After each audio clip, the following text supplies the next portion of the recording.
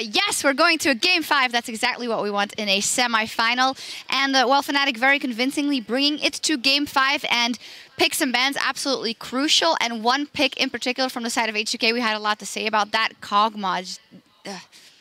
Well, let's start by talking about the Kog'Maw and Dentist. And as I said, I know you really disliked it. Yeah, I don't like the Kog'Maw at all. Like, especially it was picked last rotation, and with what has been picked before and what was built up by H2K, that just doesn't scream like a Kog'Maw.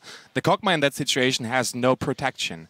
The Annie and the Kog'Maw has no lane dominance, and that is everything you want with the Annie lock-in. So you want Graves, you want strong laners, you want Draven. I want Draven. But Graves Annie is a lane that just 100% works. The Kog'Maw offers nothing, as we can see on the screen now. We have Zed, we have Huni on Vladimir, we have Rek'Sai, we have the Thresh. Whoever gets onto that Kog'Maw will kill him. If they make a pick on Kog'Maw, that guy is dead, and they have no protection whatsoever coming in for the Kog'Maw. Yeah, especially when you look at the rest of the comp. Everything wants to dive in. There is nothing holding Kog'Maw's hand.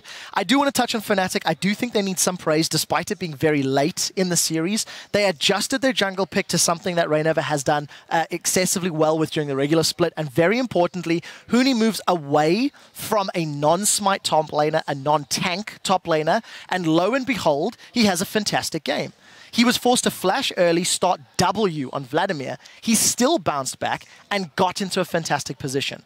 We've talked about Huni's champion pool several times during the split, and it's showing in this series as well. When he's on a carry, AP, mage, damage dealer, he does well. When he's on a tank, utility, team-based champion top, he doesn't perform to the same level. Yeah, troll pool to expand the champion pool. And just a quick stat, 12 AP champions picked for Huni in the regular season. Fnatic went 9-3 with it, and it shows how comfortable he is. I absolutely believe if they would have gotten the Vladimir, the Lissandra, anything else, 1 or 2 games earlier, this series would already been over. The Lee Sin didn't work, Huni had no impact on the games whatsoever, and we saw what that guy is capable of doing if you give him what he needs. The Vladimir, flawless. Yeah, and he also looked incredibly comfortable on it and the way he moved on it. Let's pull one of the replays up on the screen showcasing, I think, showing how the Kog'Maw, if you get caught out of position, it's not going to go well for you.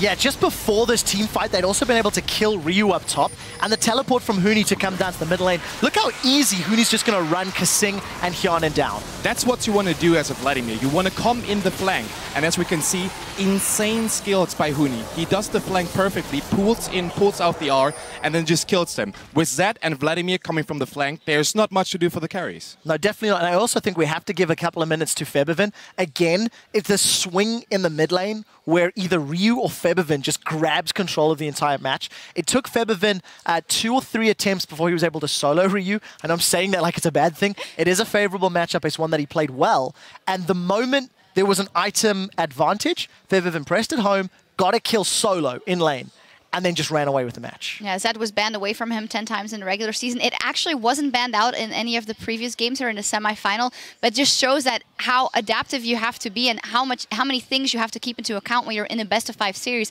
that you forget that Febiven's Zed is still up and how he does on that. Looking at some other things, our featured matchup wasn't in the mid lane, it was in the bottom lane.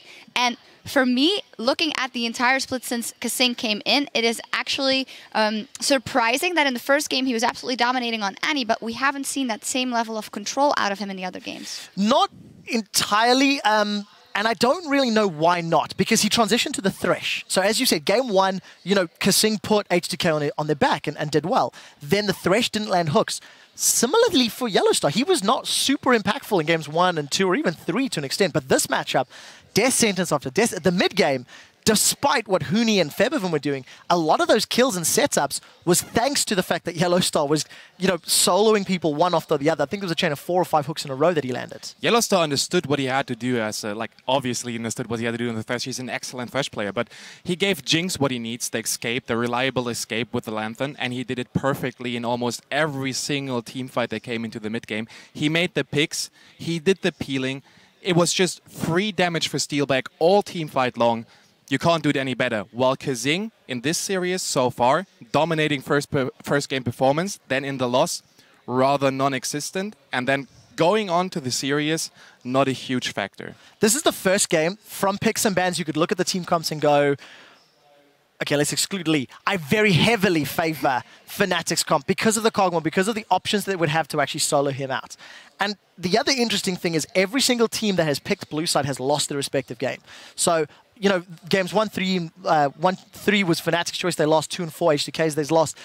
The red side ability to counterpick is showing up in this particular series more than it has in the past, and it's just an interesting trend to keep track of. Yep, and very interesting going into Game 5, the counterpicking and picks and bans. And I have the feeling that Fnatic, with this good adaptation in Vladimir, it will free them up so much, because either H2K has to go ban out of Vladimir or not ban out of Vladimir and let him have it and leave out some of the other things that they've banned out before, like a Hecarim, like a Rumble, like a Shyvana, and then Fnatic will be able to go for that, and I feel like they are in a very good position for that Game 5. Yes, they absolutely are. Like, if you ask me, the Vladimir ban is highly likely coming in. And if you want to ban the Vladimir, you have to sacrifice one of the others.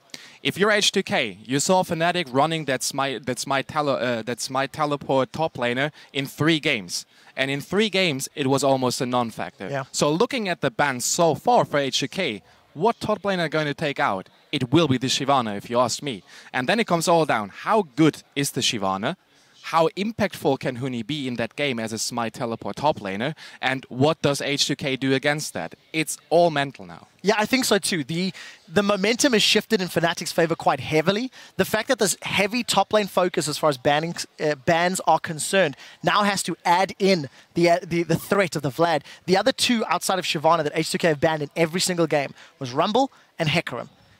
And we know how terrifying Huni can be on those champions. So the only thing that is theoretically stopping Fnatic from winning Game 5 is themselves. If they get themselves baited into this mindset that a Smite TP top lane is the only way to go, it might not work because it hasn't been super impactful yet. Yeah, and the thing we've seen the trend continue, that H2K does have to be pretty far ahead, and if they fall behind versus a team like Fnatic, there's not much they can do. So how should they be looking at this next game? Should they be looking at more aggressive picks?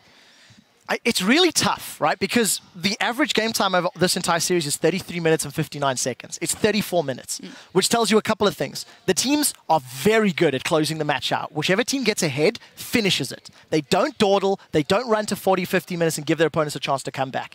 Secondarily to that, the team that gets ahead early wins.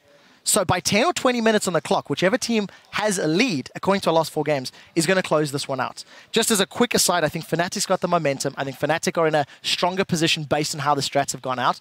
And also Ryu has brought the curse with him. When he was playing KT Bullets in the old OGN, he would go 2-0 up and then lose the subsequent 3 games. They went 2-1 up, and now they're losing subsequent. So history may be repeating itself. I want to see the clash of the early game teams. I want to see Fnatic versus H2K, as I know. No Smite teleport, please. No Kog'Maw that scales into the late game. I want to see early game aggression all over the place, and I want to see a game closing out at 30 minutes with the better team winning. I think it's going to be Fnatic. They have the momentum. They have everything what they need, and they are very stable when it comes to their mentality. So I give it to Fnatic. Yeah, what did we always used to say? Everyone fights everyone, and in the end, Fnatic wins or gets to the finals. We'll see what happens. It all comes down to Game 5. The winner goes to the spring finals, and the loser can only hope for 3rd place at best. Don't go anywhere. We'll be right back. Couple mechanical misplays, but decision making, we're doing really, really good shot calls. So it's like, how's like the energy? Are you guys like level excitement? It's fine, I think. Yeah, because it's been showing. You guys are doing really, really good calls.